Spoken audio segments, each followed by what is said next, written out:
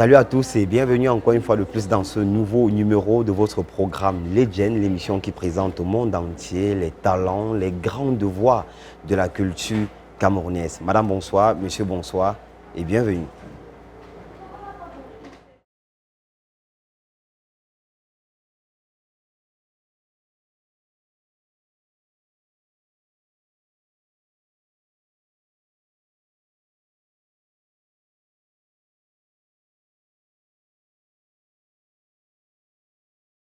Celui qu'on accueille cet après-midi, c'est une grande voix de la culture camerounaise. C'est vrai, pour les mélomanes ou encore pour les amoureux de la musique, on le connaissait dans le groupe Makas également qui faisait les beaux jours de l'histoire de la musique au Cameroun. Mais plus tard, il va également embrasser cette fois-ci sa casquette de promoteur culturel avec la brillante signature de Fierté Mbadi. On aura amples informations sur le portrait de l'invité.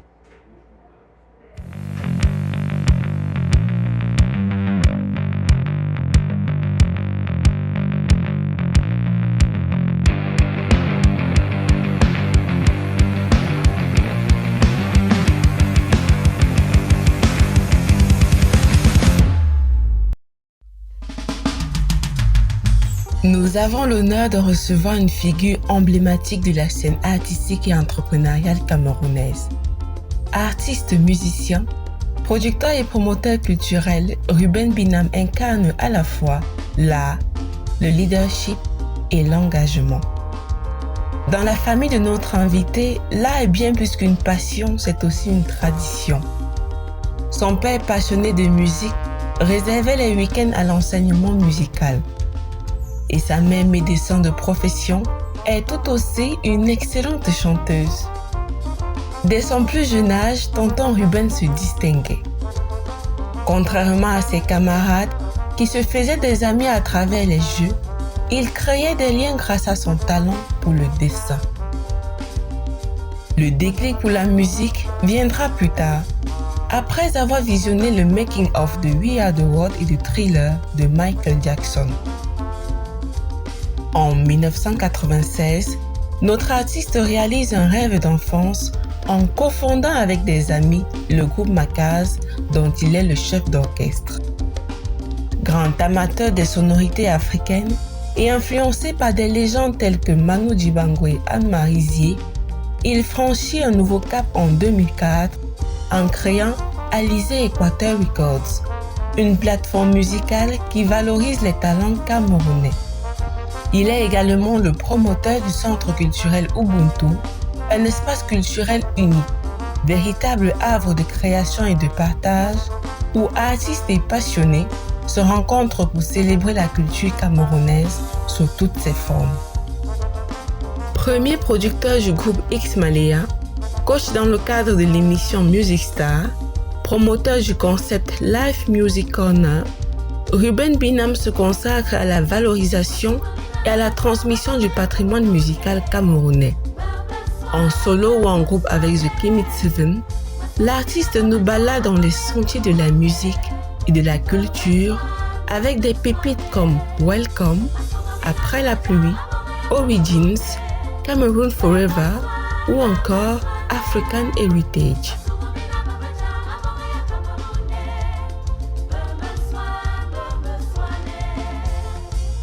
Alors, sachez que la culture camerounaise n'a rien à craindre car Ruben Binam l'aime.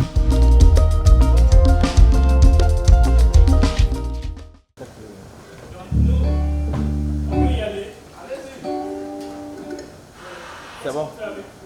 Non, c'est bon. C'est bon. Vous avez un micro là-bas, c'est bon pour moi. C'est bon.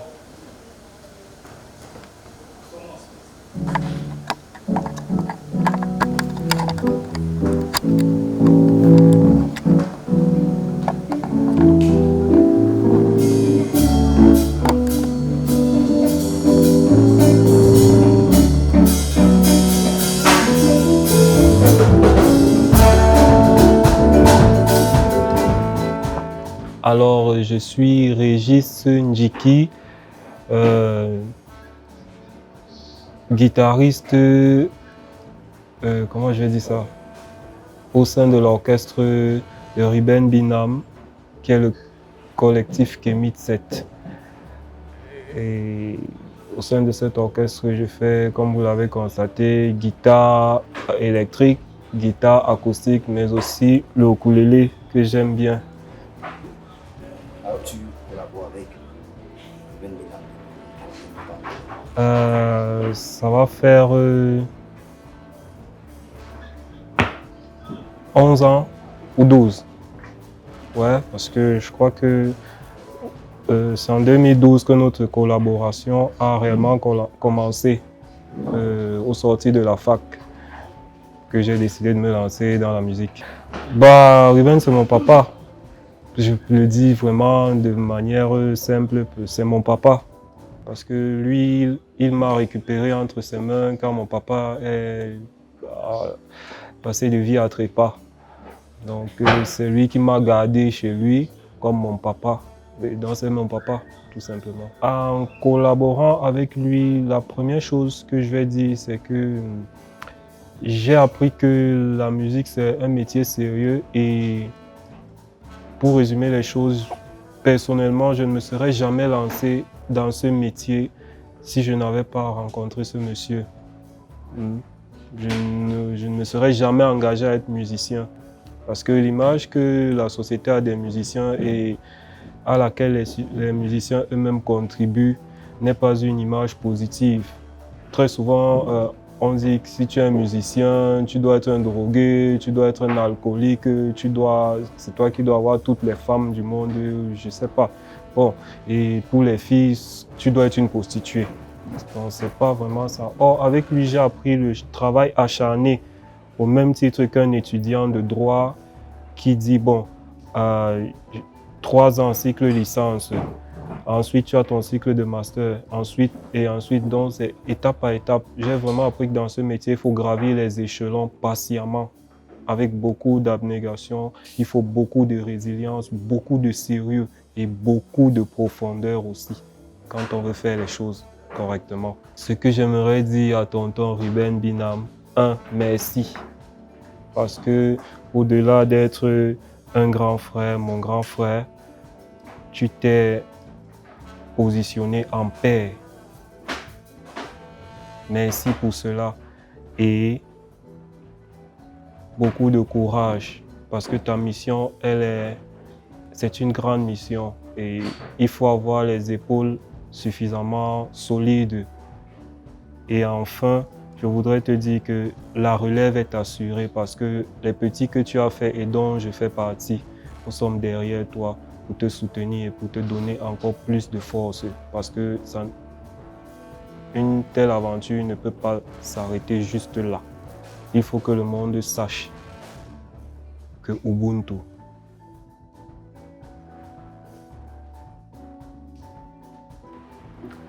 Alors, je rencontre pour ma première fois, c'était à l'ESTIC. Durant une conférence, il était panéliste avec Serge Maboma, Sandrine Nanga. Et donc, il y avait une prestation que je crois la chorale de l'ESTIC devait faire. Et puis, j'étais parmi les musiciens qui devaient accompagner cette chorale-là. Donc, évidemment, après la prestation, j'avais un groupe. C'était notre groupe qui accompagnait la chorale. Donc, après la prestation, on s'est rapproché des panélistes. C'est comme ça qu'on a discuté avec chacun. Et puis, celui qui faisait piano dans notre groupe à l'époque a pris le numéro de tonton Ruben. Et voilà, on s'est séparés là comme ça, jusqu'au jour où il contacte et il dit que, ok, votre groupe là, ce que vous faites, est-ce que vous pouvez venir à Ubuntu, machin. Bon, à l'époque, c'était pas Ubuntu, c'était le siège, donc il nous a invités ici à Fouda. Donc nous sommes venus, il nous a casté, il nous a parlé, qu'est-ce que vous voulez faire, des questions quoi, sur la perspective de ce que nous voulons partager dans la musique. Et c'est comme ça que moi j'ai fait sa rencontre. J'étais venu avec des amis. Après il a parlé, il a posé certaines actions qui m'ont...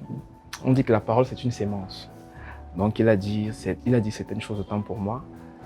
C'est resté là. Et un jour, pendant mes réflexions, parce que moi j'avais fait le choix d'être musicien carrément, donc j'ai plaqué la fac, j'ai dit que moi je veux vivre de la musique. Et quand je cherchais mes repères, ça me revient. Et je vais le dire aujourd'hui, je le dis toujours, une fois pendant que je dormais, je vois dans mes rêves comme il me donnait quelque chose. C'est comme ça que le lendemain, j'ai pas réfléchi, je l'ai cherché et je suis revenu ici vers lui, seul cette fois-ci. Et là, je lui ai dit que bon, voici ce que je vis, voici ce que j'aimerais vivre, voici. Et il m'a dit, avec son sourire que vous connaissez, bien, je ne te demande pas d'argent, montre-moi juste que tu es avec moi. Et 5 ans plus tard, bah, je suis là. Parce qu'en 5 ans, j'ai déjà vécu beaucoup de choses. On a été dans des endroits où il y avait tellement de bonheur, c'est-à-dire que vous voyez une scène, vous êtes fiers de faire cette scène-là. On a aussi partagé des moments où c'était pas la joie, hein. C'est-à-dire, comme on disait, dans la joie comme dans le malheur, soyez heureux, chers mariés. Donc, pas pour dire que nous sommes mariés, mais on a fait des scènes parce que c'est la musique qui nous rassemble. Et aussi, à travers des situations personnelles, il a été là. Il a cette figure paternelle dans ma vie parce que même à un moment, avec mes parents, j'ai eu un petit bémol et tout. Et il a été là. À chaque fois que moi j'ai besoin de lui, il est là. À chaque fois que j'ai besoin de lui, il est là. Il nous donne ce côté-là. Mais ce que je partage toujours, c'est que même quand on a quitté le contexte africain, une fois qu'on est allé à l'Occident, c'était toujours intéressant. Donc il y a tellement de souvenirs, mais je ne sais pas quoi citer, quoi laisser. Mais dans le bonheur comme dans le malheur, il a toujours montré que si on a besoin de lui, il est là. Et qu'il va toujours donner ce qu'il nous faut pour que nous puissions grandir. Donc, voilà. Et vivement qu'il vive longtemps pour pouvoir bénéficier des fruits de son travail. Parce qu'au Cameroun, trouver un monsieur qui, contre vents et marées, décide de dire que non, le désordre ne va pas régner, c'est assez rare. Trouver un monsieur que tout l'argent qu'il investit dans la culture, il pouvait très bien prendre ça, aller vivre sa vie ailleurs avec sa famille, tout, mais au quotidien, il nous montre que non, il investit parce qu'il croit. Je vois un papa rêver comme un petit garçon. Et ça, c'est encourageant. Donc, moi, je peux juste dire qu'il nous bâtit, franchement, il nous bâtit, que le ciel lui accorde de longue vie, afin pour qu'il puisse jouir pleinement des fruits de son dur labeur. C'est vrai que ça va aller jusqu'à de génération en génération, mais qu'il puisse profiter d'une grande partie quand même. C'est le souhait que je fais chaque jour. Et qu'après son départ, chose que je ne souhaite pas bien évidemment, que ses œuvres puissent rester aussi longtemps, jusqu'à la fin du monde, si jamais il y a une fin du monde. Donc voilà en fait le souhait que moi je pourrais faire pour sa carrière.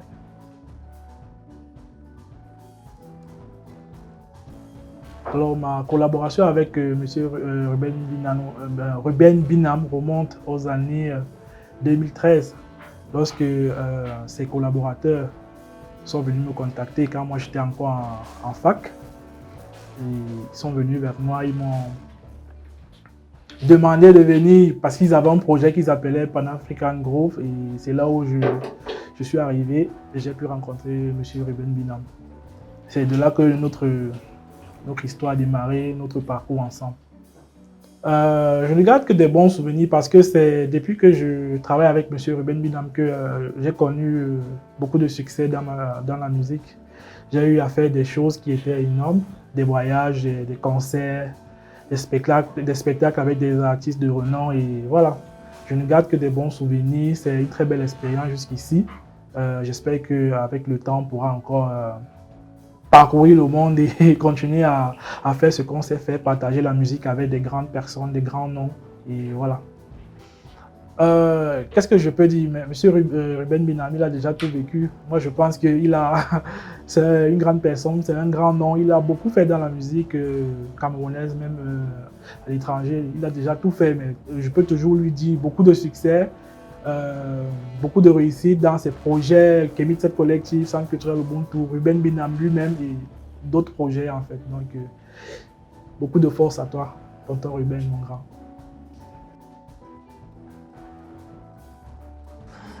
Alors, Ruben Binam, c'est un jeune que je vois évoluer depuis de nombreuses années déjà. Puisque vers les années 95-96 déjà, pendant que nous on était en train de faire l'expérience du cabaret, et eux aussi constituaient leur premier groupe qui s'appelait le Macaz, le groupe Macaz, qui d'ailleurs existe encore aujourd'hui. Donc c'est depuis ces années-là que je connais Ruben Binam et tous ses compagnons. Et du Macaz et après toutes les autres expériences qui ont eu lieu. Après, nous, on a fait des tas de choses ensemble dans les organisations associatives que nous avons. Moi, j'étais à une époque, on m'avait mis à la présidence de l'association camerounaise des métiers de la musique. Ruben Binam, lui, s'occupait de Culture Boa pour la distribution des supports musicaux. Donc, on a eu une collaboration à partir de 2009 pour que lui s'occupe de la distribution des produits et moi, avec l'association camerounaise des métiers de la musique dont j'avais la charge, la lutte contre la piraterie. Donc, depuis, on a fait des tas de choses. En Algérie, on était là-bas. On a créé quelque chose qui s'appelle la Fédération africaine des métiers de la musique. On a les images. Et Ruben a toujours été à côté de moi. Donc, c'est vraiment un petit... bon, je ne suis pas petit, on ne reste pas éternellement petit. C'est un monsieur aujourd'hui.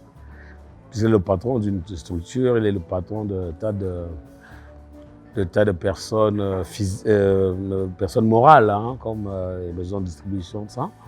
Donc, c'est un collaborateur. C'est quelqu'un que je connais depuis très longtemps. Et on continue à collaborer parce que je vois le sérieux qu'il met dans son approche, non seulement du métier, il y a du professionnalisme, il y a une volonté de bien faire, il y a une espèce d'ambition dans le regard qu'on pose sur les projets actuels et puis porter sur le futur. C'est ça qui m'intéresse un peu quand je vois un jeune qui partage les mêmes visions que moi.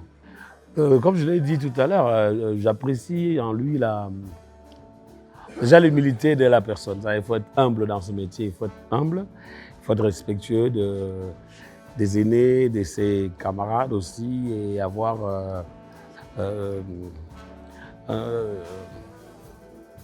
être easygoing personne. Bon, ça c'est au niveau humain. Maintenant, au niveau professionnel, musical, c'est quelqu'un que j'aime beaucoup sa sensibilité artistique, j'aime beaucoup son approche de la musique, l'ouverture d'esprit qu'il y a. Donc voilà, je ne peux pas dire en un mot, on pourrait dire en un mot comme en mille tout ce qu'on a envie de dire, mais ce qui est sûr, c'est que nous, on cherche les esprits avec lesquels on peut s'entendre, parce que nous sommes des créateurs d'œuvres de l'esprit. Et notre instrument de travail principal, c'est l'esprit. Alors l'esprit parle à l'esprit, et les esprits qui s'entendent, qui se comprennent, marchent ensemble. Ben, moi, je n'ai pas de conseil à lui donner. C'est un jeune homme assez consciencieux et assez suffisamment intelligent. Mais on apprend toujours, hein, tous les jours. Et qu'il n'y a pas de limite dans ce que nous faisons. Je pense que si les gens le comparent à Quincy Jones ici, dans le milieu professionnel, parce que c'est un petit nom qu'on lui donne, le Quincy. Non, en fait, c'est qu'il y a dans ce métier, j'ai envie de dire, comme disait Eddie Murphy à une époque, parlant du cinéma, c'est ce que je souhaite à Ruben, dans ce métier-ci, il faut tout faire. C'est-à-dire être à la base d'une idée et être à la fin de cette idée-là, c'est-à-dire de la création, à la production, à la promotion et à l'exécution. Et aussi permettre non seulement aux produits artistiques contenus dans un support, que ce soit le spectacle vivant. Donc, je voudrais que Ruben, d'ailleurs il est déjà ça, il a fait ça. Il est en même temps producteur, en même temps distributeur et en même temps musicien. Parce qu'il ne faut pas oublier le côté musicien. Donc faire de la musique, la produire et la rendre visible. C'est ce que je lui souhaite. Qu'il soit un grand producteur, un grand artiste, un grand arrangeur, un grand distributeur. Et comme nous sommes dans le show business, que ce soit un grand show businessman. Voilà, c'est ça.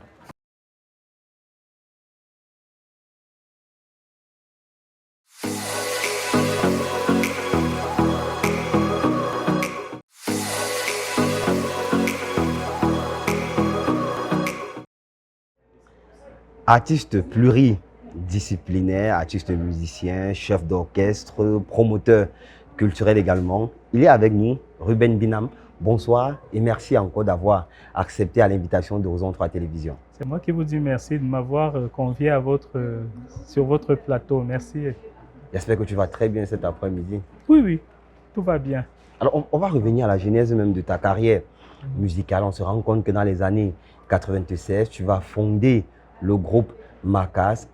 Pour la jeune génération, qu'est-ce qu'on devait retenir concrètement de cette époque-là? C'est une époque où les jeunes n'avaient pas droit au chapitre. Quand on parlait de la chanson et de la musique au Cameroun, vraiment, les jeunes avaient du mal à trouver le moyen de s'intégrer dans cette profession, en réalité. Avec mes copains, je peux citer Big Bassi, Roger Minkar, Rodi Ekoa, Henri Okala, Kori Dengemo, Serge Maboma. Nous, on a simplement forcé les choses. On faisait partie de ces jeunes qui avaient vraiment envie de se mettre dans l'univers musical, de professionnaliser les démarches et d'apporter quelque chose. Je ne sais pas si on va appeler ça un souffle nouveau, mais on avait envie de dire quelque chose qui ne correspondait pas très exactement au sentier que nos aînés avaient déjà tracé devant nous. Mais une époque également où, au Cameroun, c'est uniquement dans la ville de Douala où on faisait la quasi-totalité des enregistrements. Comment vous êtes démarqué durant cette période, en fait, où la musique était encore en pleine révolution au Cameroun? Très très bonne question, parce qu'effectivement, tout se passait à Douala. Les studios étaient à Douala, les rares studios du Cameroun. Les rares maisons aussi qui permettaient de presser des cassettes, des CD, des choses comme ça, c'était à Douala.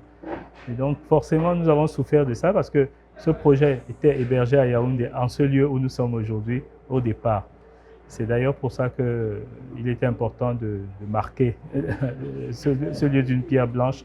Et puis finalement, nous avons forcément vécu l'expérience de Douala en tant que sentier de professionnalisation. Mais au-delà, ça m'a amené personnellement à contribuer à structurer Yaoundé. Parce que sur le deuxième album, on a dû partir plus loin que le Cameroun. On a dû partir sur la France pour travailler dans des conditions normales en studio, dans la ville de Paris, je pense. Oui, c'était à Paris, au studio Ferber. Mais après l'expérience de Paris, je n'ai souhaité aller ni à Douala ni à Paris. C'est pourquoi, de plus en plus, dans la période des années 2005 en montant, j'étais plus dans une optique de trouver les solutions à la maison. Non pas seulement pour le groupe Macas dont nous parlons à cette époque-là, mais pour les autres jeunes aussi qui commençaient à venir à s'arrimer à cette dynamique et qui avaient les mêmes problèmes exactement. Parce que dans la période qui part de 2000 à 2008, c'est un vrai problème d'enregistrer au Cameroun. Mais heureusement, à partir de 2005, je fais partie des personnes qui commencent à démocratiser un peu l'audio numérique au Cameroun. Mais sauf que les groupes d'artistes, ça ne date pas d'aujourd'hui. Au Cameroun, plus tard, on va se rendre compte qu'avec le groupe Macas, il y a plusieurs carrières solo également qui vont davantage se pérenniser au sein du groupe, avec Big Bassi aujourd'hui qui est doté d'une grande carrière. Alors, qu'est-ce qui justifie la séparation du groupe en fait? Mais je n'aime pas le terme séparation parce que séparation, ce n'est pas un terme constructif. J'ai eu à coordonner ce groupe pendant 15 ans. 15 ans, c'est une vie. Au bout de 15 années, on a besoin de se réinventer. Et ce que j'ai vécu personnellement comme besoin de me réinventer, je pense que les autres aussi l'ont vécu d'une certaine manière. C'est tout à fait normal. Ce n'est pas un échec, ce n'est pas une séparation. Pas un problème en fait. Ce n'est pas un divorce. La preuve, c'est qu'on est toujours ensemble aujourd'hui, mais dans des dynamiques différentes, on se retrouve. Ce que j'ai envie de mettre quand même en exergue, pour ne rien vous cacher, le besoin d'accompagnement est permanent. Quand on parle d'un projet comme celui-là, nous avons été seuls. Les seuls qui ont pensé à donner de la force à ce projet, c'était les sponsors, comme le PMUC et comme le MTN, qui venait s'installer au Cameroun et qui a pensé que nous pouvions être une pierre d'angle pour eux, pour en tout cas contribuer à la dynamisation de la scène musicale camerounaise, puisqu'ils avaient le souci de s'impliquer. Et ils se sont impliqués dans le mouvement des musiques urbaines et du hip-hop. Et qui était leur support? C'était le groupe Macas. Je parle de la période de 2000 à 2003. Pardon, je dis des bêtises. 2003 à 2010, pratiquement, où nous avons collaboré avec MTN. Plus tôt, je le disais, le PMUC, qui est arrivé au Cameroun au milieu des années 90, 95 par là, et qui a commencé à accompagner le groupe Macas dans son processus d'émancipation de 1998 à, mais ma foi, 2003. Aujourd'hui, quels sont tes plus beaux souvenirs au groupe Macas? Qu'est-ce que tu retiens concrètement aujourd'hui en 2025? j'ai du mal à me souvenir particulièrement de beaucoup de choses parce qu'il y a eu tellement de force dans ce projet-là, tellement d'expériences, tellement de rencontres, on a appris tellement de choses. Mais pour faire simple, mon plus beau souvenir, c'est lorsqu'on a joué avec Manu Dibango au Canada en 2003. Il a pris un pari incroyable, c'est de nous faire venir du Cameroun via Paris pour l'accompagner au Canada. Alors ça, c'était un défi pour nous. Et lui, il est arrivé avec son saxophone et on était tout seuls. Alors 2003, 2014 aussi, une grande date dans ta carrière. On t'a vu à l'Olympia avec le groupe d'artistes Ismaëlia pour la nouvelle génération qui regarde certainement ce programme sur Horizon 3 Télévision. Tu es le tout premier producteur du groupe d'artistes Ismaëlia. Oui. Comment tu rencontres les Ismaëlia? Ben, ce sont les Ismaëlia qui me rencontrent.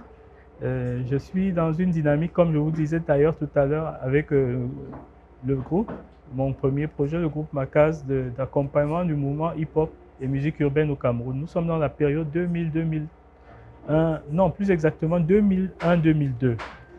Et donc, nous sommes une locomotive pour les jeunes.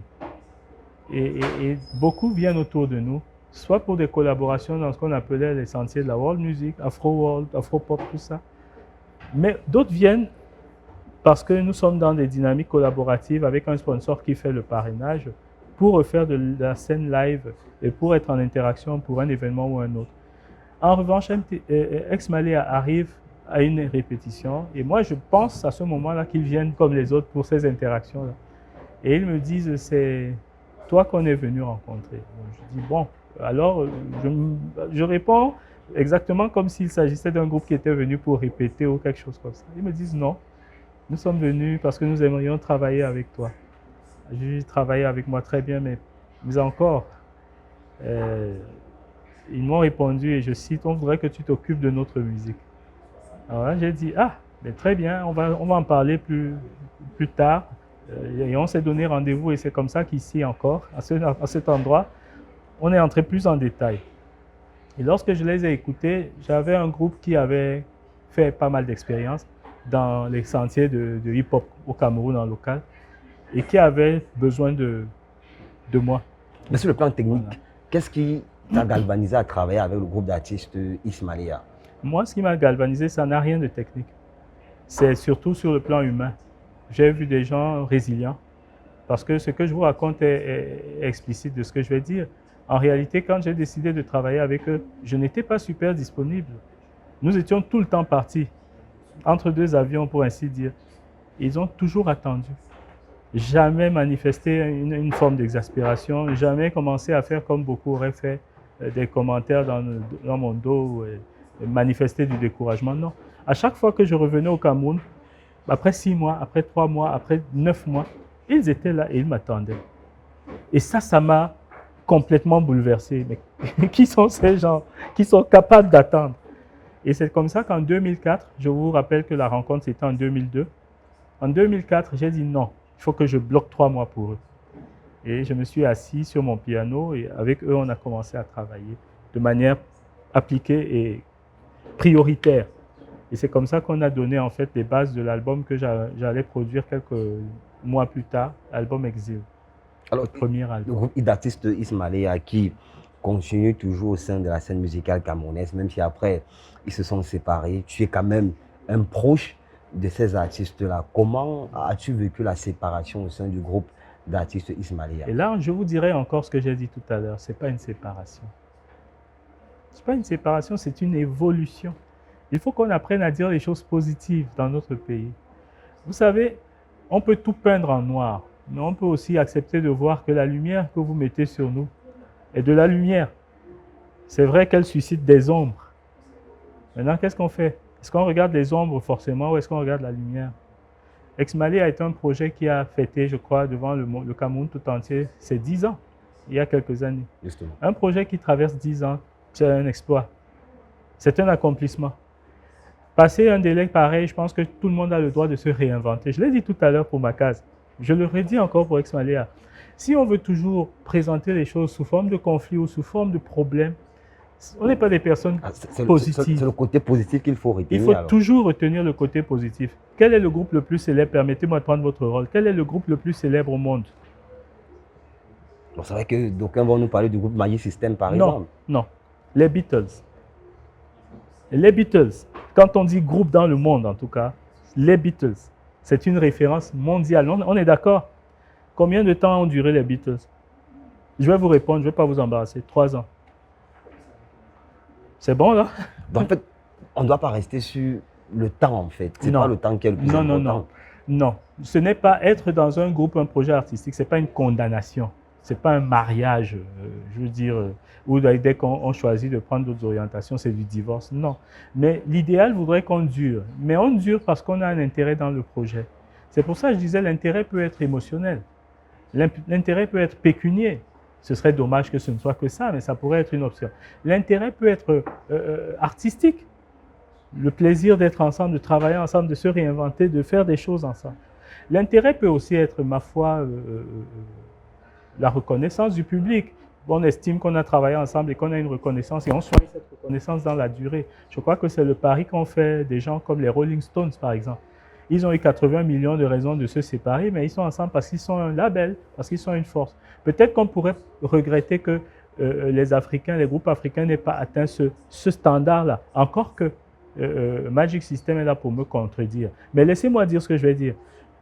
Des gens qui ont démarré ensemble, comme des copains, des musiciens, des chanteurs, qui ont décidé de faire un projet artistique ensemble, ils n'ont jamais fait qu'une chose, c'est exprimer une réalité émotionnelle. C'est aussi à la société qui les porte de prendre la responsabilité.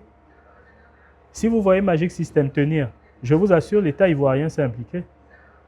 Les collectivités. On aura une partie où on parlera également oui, très bien, mais la question j'anticipe avec votre permission. L'investissement au niveau des C'est très arts et de la important culture au parce que Cameroun. j'insiste pourquoi? Parce qu'il ne faut pas toujours envoyer la faute aux artistes, mais pourquoi ils se sont séparés, mais pourquoi ils se sont séparés. Les artistes veulent vivre longtemps, les artistes sont préparés à l'éternité, mais qu'est-ce qu'on fait pour accompagner les process au pluriel? De là, il y a problème alors. Alors, on va tabler cette fois-ci sur une autre de tes casquettes. Il y a que tu es aussi promoteur culturel, responsable également de plusieurs groupes. Mais dans un contexte comme le Cameroun, est-ce que c'est possible d'être promoteur culturel comme on le voit depuis plusieurs années? Tu organises bon nombre d'événements. Tu fais ça comment en fait? C'est une très bonne question. Je suis content de l'entendre parce qu'elle vient à la suite de ce que je disais tout à l'heure. Je fais ça avec le cœur. En réalité, je ne le fais pas dans une optique de... Si je me mettais dans une optique de gestionnaire ou de financier, croyez-moi, j'aurais arrêté depuis longtemps. Parce qu'il y a des cycles d'années qui sont complètement déficitaires. Vous dépensez énormément d'argent, mais vous êtes toujours en déficit. Alors parfois, votre comptable vous demande si vous blanchissez de l'argent. Parce que tellement vous en perdez et tellement vous en réinvestissez que ce n'est pas logique. Donc moi, j'ai arrêté de regarder les tableaux comptables. Je leur ai dit, faites votre travail, ne me montrez que quand c'est important. Moi, parce que le mien ne nécessite pas qu'on regarde ces aspects-là, sinon on arrête. Maintenant, si nous on arrête, qui va faire la culture au Cameroun? Qui va faire Il y a des promoteurs culturels qui disent qu'ils perçoivent parfois des subventions du côté du ministère des Arts et de la Culture. Il y a des promoteurs culturels également qui disent qu'avec le matériel, on a vu par exemple certains centres culturels dans la ville de Yaoundé, où ils disent tel appareil, c'est le ministère des Arts et de la Culture qui nous les octroie. Est-ce que Ruben Binam perçoit également des subventions du côté du ministère des Arts et de la Culture? Non, non. Pour une raison au moins, c'est que j'ai décidé personnellement de m'investir dans ce que je fais. Tout le monde peut aller réclamer des subventions, même les gens qui ont des structures dans les laptops. Libre à eux. Hein. Mon choix à moi, c'est de vivre mon expérience de manière sincère. Quand je parle de sincérité, c'est s'investir, sueur, sang et eau. Je préfère ce que je fais. Après, ça ne veut pas dire que si le travail que nous avons fait pendant toutes ces années comme producteur, aujourd'hui comme promoteur d'un lieu culturel, ou comme, d'ailleurs, ça ne se dit pas beaucoup, comme éditeur musical, parce que avec Alizé Equateur Records, j'ai le plus gros catalogue en Afrique noire, ou en Afrique. Nous avons 300 albums produits et édités. Ça ne se dit pas assez, parce que peut-être ça ne fait pas assez de bruit, mais je suis l'un des plus gros catalogues en Afrique. avec Alizé Équateur. Mais pour la jeune génération dans la musique, avant de revenir, vous embrassez tellement de casquettes. Promoteur culturel, éditeur musical, artiste musicien, producteur également. Comment organisez-vous vos journées en fait? J'essaye de travailler avec, avec mon petit carnet, avec mes agendas, et j'essaye moi-même d'organiser 1 heure en segment. Parce que dans 1 heure, je dois faire de l'administratif, je dois faire du technico-artistique et je dois faire aussi de relations publiques. Et je dois aussi faire les autres aspects. Parce que je suis aussi un père de famille, pour que je m'occupe de mon monde. On aurait passé, on reviendra certainement sur votre vie familiale. Et je vous assure que c'est quelque chose d'exaltant. Parce que finalement, vous vous rendez compte qu'on peut avoir plusieurs vies sans être obligé de partir à plusieurs endroits. Et c'est une expérience que je suis prêt à partager dans le cadre de plusieurs livres d'ailleurs. Aujourd'hui, la musique évolue au Cameroun. On a plusieurs mouvements culturels également. On a le Mbolé aussi, qui de plus en plus afflue dans la scène culturelle camerounaise. En tant que professionnel de musique, quel est ton regard sur le Mbolé aujourd'hui au Cameroun? Le Mbolé, c'est un mouvement qui n'est pas une nouveauté, mais qui est l'expression de la musique revisitée par les plus jeunes, mais qui s'appuie sur les acquis, j'ai envie de dire esthétiques, les acquis patrimoniaux. Parce que quand vous écoutez les rythmes que nos enfants produisent avec le Mbolé, c'est des rythmes qui existaient déjà dans la nomenclature culturelle et musicale du Cameroun. Ils ont le mérite de se les réapproprier, ça c'est vraiment à féliciter. Ils ont aussi le mérite de créer une forme d'expression avec, je parle là du texte et de la manière de dire le texte, qui est assez spécifique. Et c'est en cela peut-être qu'il y a un travail, une reconnaissance artistique à leur apporter. C'est une forme de rap, de slam qui est propre au Cameroun. Moi, je dirais simplement, comme je leur dis souvent quand nous sommes en interaction dans le cadre des activités du centre ou d'un concert ou d'une collaboration indirecte ou indirecte, d'aller au fond des choses. Pour qu'un mouvement dure, il faut lui donner du fond. Pour donner du fond, il faut qu'ils acceptent de se former. Il faut qu'ils acceptent de comprendre la musique. Il faut qu'ils acceptent aussi d'apprendre à écrire. Parce que dire les choses de manière spontanée, faire des atalakus, c'est très bien, mais ça dure combien de temps? Donc pour que le Mbolé, on puisse en parler encore dans 15-20 ans, les acteurs de ce mouvement-là doivent se structurer. Ils doivent apprendre les rudiments du langage musical, de l'écriture. Ça donnera une chance à ce mouvement auquel nous croyons. Moi, j'y crois parce qu'il est enraciné dans ce que nous sommes au Cameroun. Alors, est-ce que Ruben Binam peut aujourd'hui faire un featuring avec un artiste Mbolé au Cameroun? La question, elle est plutôt, si vous permettez, est-ce qu'un artiste Mbolé au Cameroun accepterait de travailler avec Ruben Binam? Justement. C'est pas à moi de répondre parce que, pour la petite histoire, j'ai fait un contrat avec un artiste Mbolé, il n'a pas été capable de respecter sa partie. J'ai même préenregistré les morceaux, il n'y est plus jamais venu. J'ai proposé à un artiste, je ne donnerai pas les noms évidemment, sur une scène où j'avais fait du live avec lui dans le cadre d'un événement. J'ai fait du live avec mon orchestre, le collectif Kemit 7. Il était tellement, je pense que l'expérience lui a fait plaisir. Et donc, je lui ai dit, mais écoute, reviens, on répète et on prépare un module pour toi avec plusieurs titres de cette manière, parce qu'on peut faire votre musique de cette manière aussi. Il n'est plus jamais venu. Donc, vous voyez que dans les deux cas, il y en a d'autres. J'ai ouvert la porte. Donc, je repose la question à votre... En gros, tu es disponible pour travailler avec des professionnels, en fait. Eh bien, il faudrait que les jeunes apprennent justement à venir vers les professionnels pour se donner du corps, pour se donner de la substance, parce que pour faire ce métier et durer, il faut se donner de la substance. Il ne faut pas compter sur les phénomènes, les épiphénomènes. Alors, on va parler cette fois-ci de la collaboration dans la chaîne de production musicale, le rapport entre le manager et l'artiste musicien même aussi et le producteur. Mais on reste d'abord sur la collaboration entre le manager de l'artiste et également l'artiste musicien. On a de plus en plus des ruptures de contrats, beaucoup plus avec les jeunes artistes. C'est vrai que même à l'époque, ça se faisait les ruptures de contrat. Aujourd'hui, on a tendance à croire que c'est beaucoup plus grave en fait, puisque à l'époque, on voyait des artistes quand même qui collaboraient avec des producteurs sur 10 ans, sur 20 ans, avec des managers sur 25 ans, voire 30 ans. C'est quoi le problème aujourd'hui? Est-ce que beaucoup de managers d'artistes ne sont pas formés? Est-ce que beaucoup d'artistes aussi également ne sont pas formés sur les questions de musique?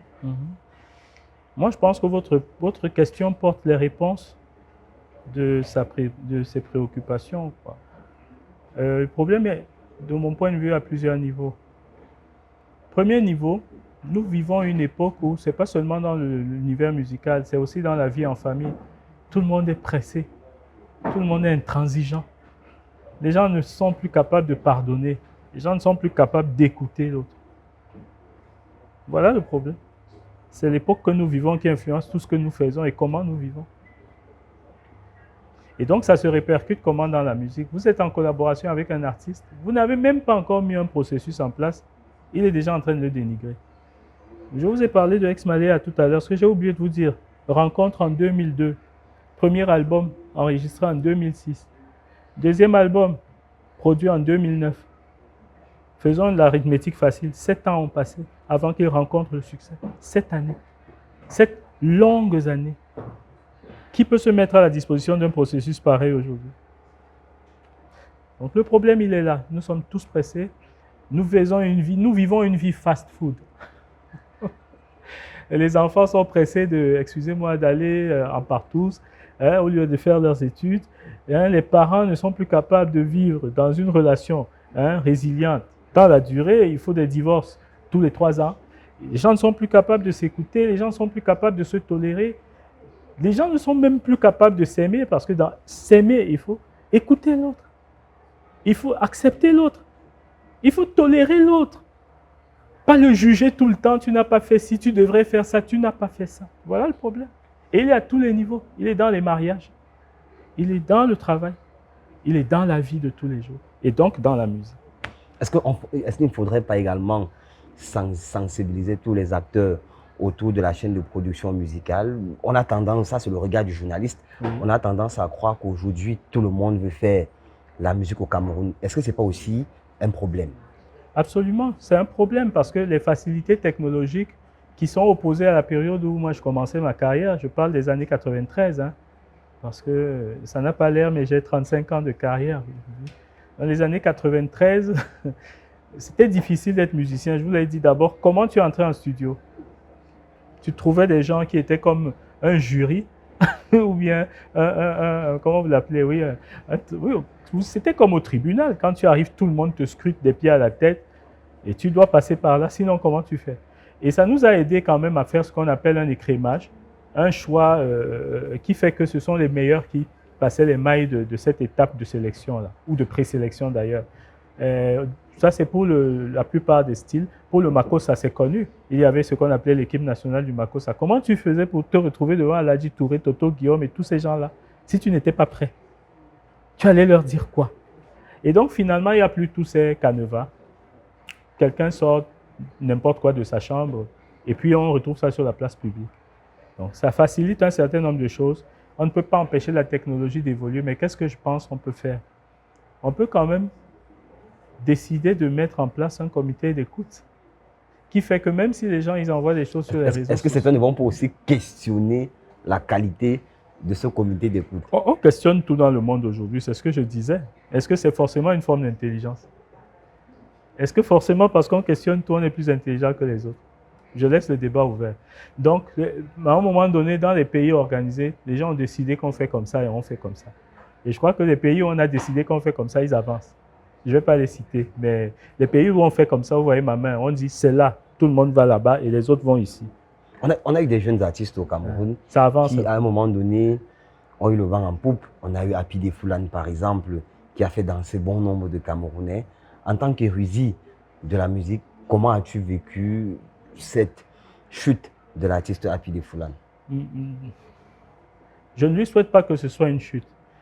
Beaucoup d'artistes au niveau mondial ont connu des hauts comme ça, et puis une vague traversée du désert, et puis ils ont su revenir. C'est pour ça que je dis ne le condamnons pas tout de suite. Souhaitons-lui que ce soit une période de renouvellement et d'introspection. Tout le monde connaît ça, même Michael Jackson a connu des périodes comme ça. Mais l'essentiel, c'est de se relever. La question qu'on doit se poser, c'est comment faire pour qu'il se relève. Et c'est ça qui appelle la bienveillance. La bienveillance de la société, la bienveillance des journalistes, de la presse, la bienveillance des professionnels. Si on se met à ces trois entités-là, et qu'on dit, on a un enfant malade qui nous a pourtant fait plaisir, qui nous a fait danser, et qui représente une part du patrimoine culturel de notre pays, allons le relever. Ça s'appelle la bienveillance. C'est là que je nous interpelle toujours. Donc c'est à ce niveau qu'il y a problème. Au lieu de rester dans les bars et de dire, vous avez vu, il a chuté. Pourtant, il faisait danser bon nombre de Camerounais. Non. Il y a également qu'aujourd'hui, l'autoproduction gagne le large de plus en plus dans la scène musicale camerounaise. Est-ce que c'est possible de réussir dans le jargon musical au Cameroun avec l'autoproduction? Mais bien sûr que l'autoproduction est un atout. L'autoproduction est un atout, l'autoproduction est une évolution. Elle naît même d'une évolution, celle des technologies et des principes de production qui se sont modernisés et qui se sont pour la plupart démocratisés. Mais est-ce que ça suffit à faire une réussite? Le fait que vous ayez des facilités pour enregistrer, pour créer des chansons, et aujourd'hui on parle même de l'IA, allons plus loin. Est-ce que ça fait que vous êtes capable de réussir une carrière? Je dis non. Parce que la carrière ne s'arrête pas à ce qui se fait en studio. La carrière, après ce qui s'est fait en studio, appelle des interactions extrêmement exigeantes, extrêmement précises. Et ces interactions appellent un comportement qui doit être un comportement collaboratif. Je vous explique. Vous avez fait un tube en studio. Vous êtes une personne qui n'est pas capable d'être à l'heure au rendez-vous, qui n'est pas capable de dire bonjour à ses collaborateurs, qui n'est pas capable de dire merci quand on lui a rendu un service. Il n'aura aucune carrière, cette personne-là. Cet individu-là. Elle n'aura aucune carrière, cette personne-là. Donc, vous voyez que la carrière, ce n'est pas seulement d'entrer là dans les computers, de faire quelque chose. La carrière, c'est aussi avoir de la bienséance. Les valeurs. C'est avoir des valeurs, c'est avoir de capacité de résilience parce que tout n'arrive pas toujours à l'heure où vous le souhaitez. Et d'avoir aussi la capacité surtout de travailler en équipe. Parce que c'est l'équipe qui fait le succès dans la durée. Et vous voyez que là, ce sont des grosses exigences qui dépassent le seul cadre de la production. Il n'y a pas que le talent. L'œuvre. Nous avons également choisi quelques artistes musiciens camerounais qui se démarquent depuis près de 10 ans également pour 7 ans. Et le tout premier artiste, c'est l'artiste ténor qui cette année également célèbre ses 10 ans de carrière. En 10 ans, que retenir de la carrière de l'artiste ténor? Mais je retiens que c'est un jeune qui a su entrer dans la scène avec de l'originalité. Je retiens aussi que c'est un jeune qui a énormément de talent et qui a montré qu'il est stable. Stable du point de vue de ce que, comme on dit, 10 ans, ça veut dire qu'il y a un parcours et que ce parcours est forcément structuré. Je retiens aussi qu'il a su s'entourer parce qu'il n'est pas passé sur les 10 années tout seul comme une météorite. Et certainement, il a eu des étapes, il a eu des conseils, il a eu un encadrement. Il y a également l'artiste Loco qui cette année poursuit avec la célébration aussi de ses 10 ans de carrière. Que retenir? Quel est ton regard sur l'artiste Loco? Mais Loco fait partie de ceux que j'appelle, personnellement, il ne le sait peut-être pas, mais les enfants de ma case. Parce que quand j'écoute ce que ce jeune homme produit, c'est exactement le chemin que nous avons ouvert et j'en suis très fier. J'en suis très heureux parce que l'idée c'était de faire du moderne à partir du traditionnel. Et quand j'écoute une chanson comme Doutou, ça me rappelle ce que nous faisions avec Blik Bassi sur Africa One ou sur Bayoyo à l'époque. Je parle de 1997-98. Donc ce sont nos enfants. Nous ne pouvons qu'être fiers de ce qu'ils produisent aujourd'hui. Alors il y a également Sandrine Nanga. Elle a fait partie de l'équipe du Macaz 2.0 lorsque j'ai passé le relais à Serge pour que Serge a pris la responsabilité de réactiver le concept Macaz. Sandrine Nanga faisait partie des artistes qui étaient au micro. Il y a aussi une artiste féminine que nous avons choisie cet après-midi, l'idole, la slameuse. Oui, l'idole, c'est un courant.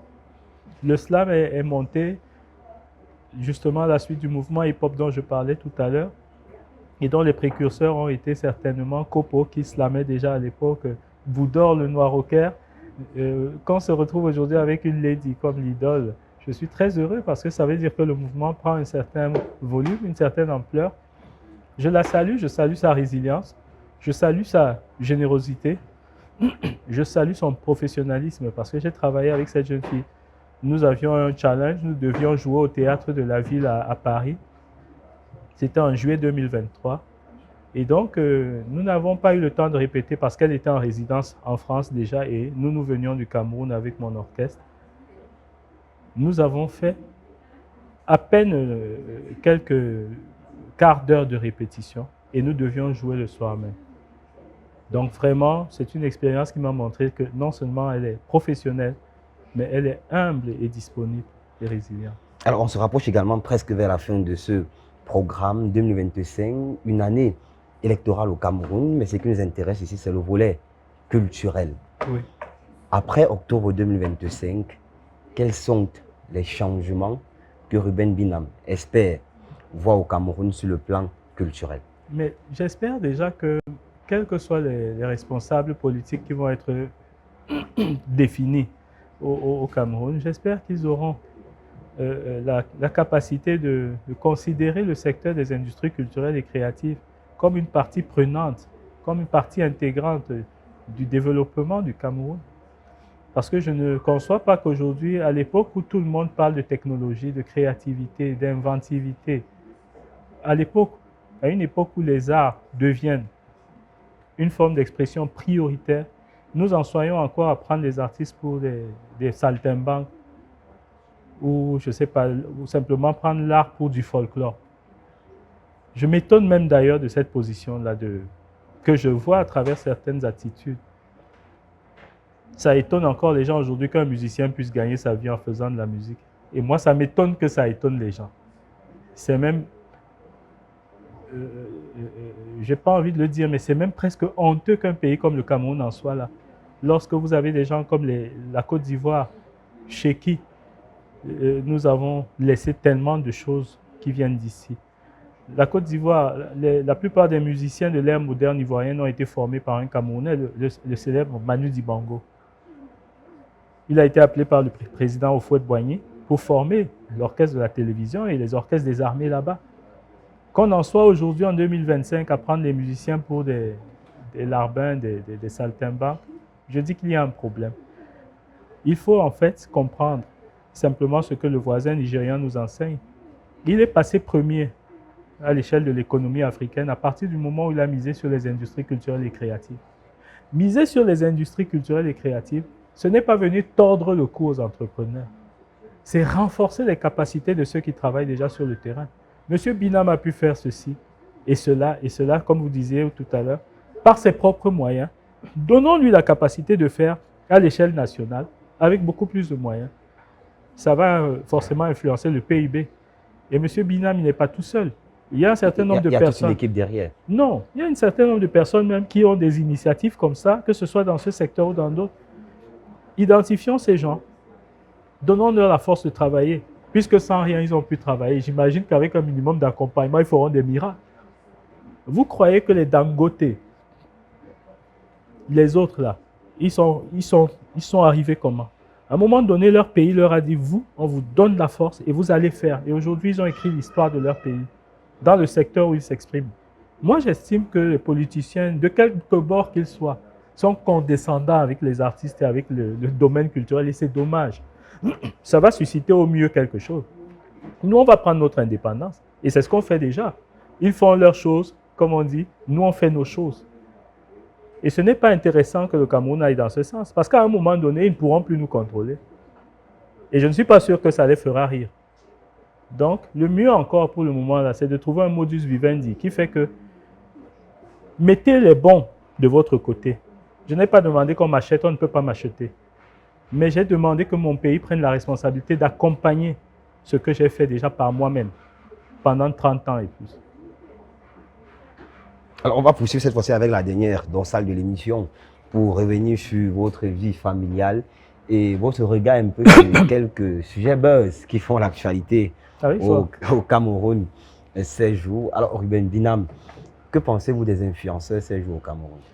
Je pense que c'est dommage que nous ayons laissé justement l'espace à tout ça. Normalement, les influenceurs devraient être des grands écrivains, des grands artistes. D'ailleurs, c'est ce qu'ils sont. Hein. En principe, c'est ce qu'ils sont.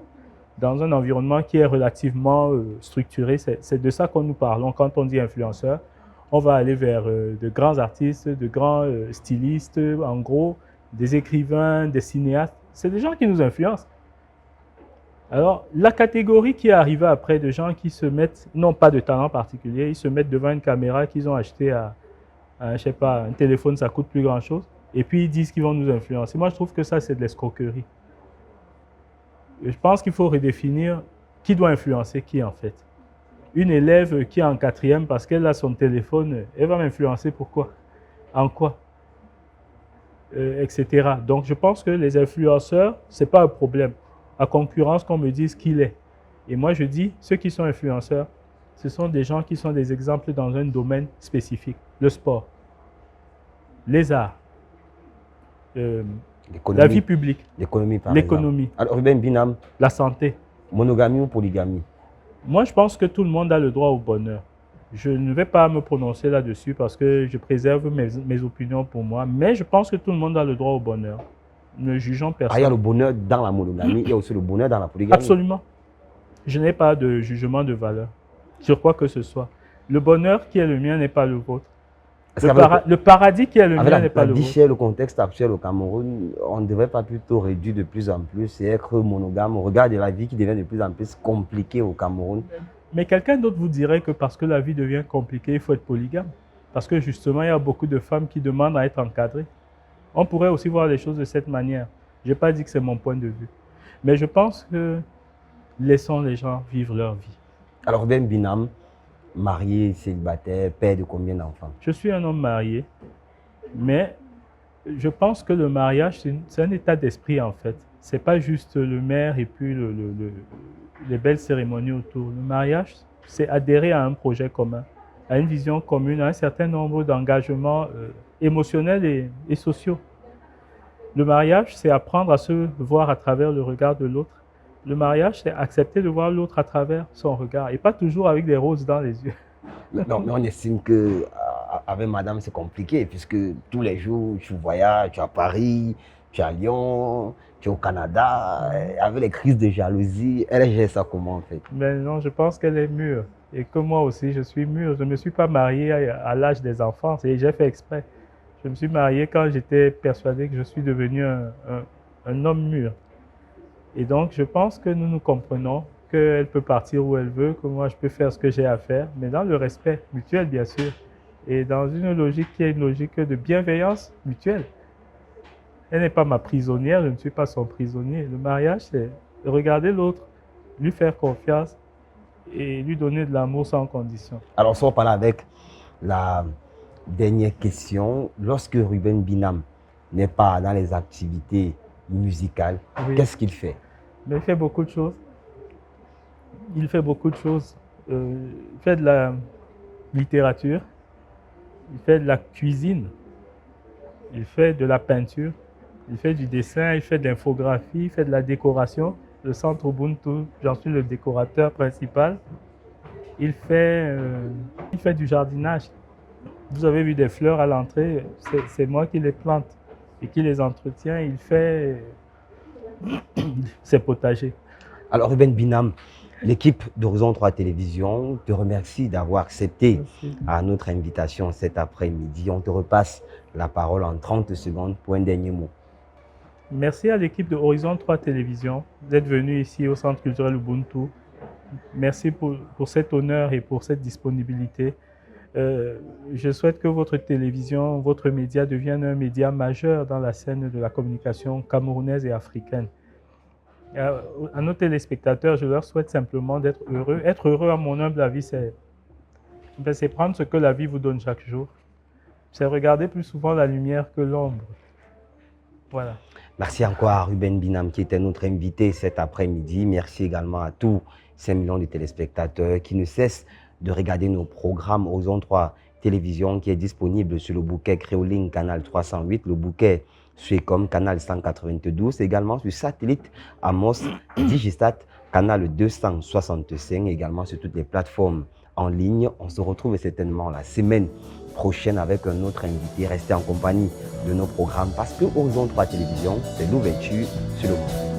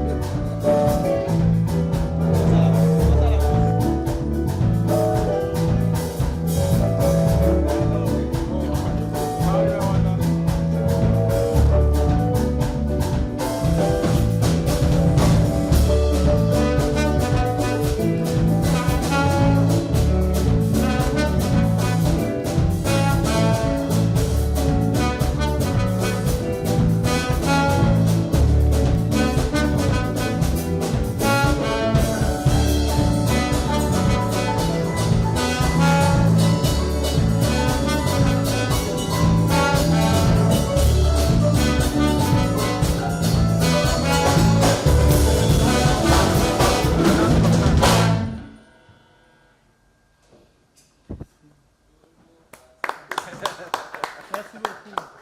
Merci.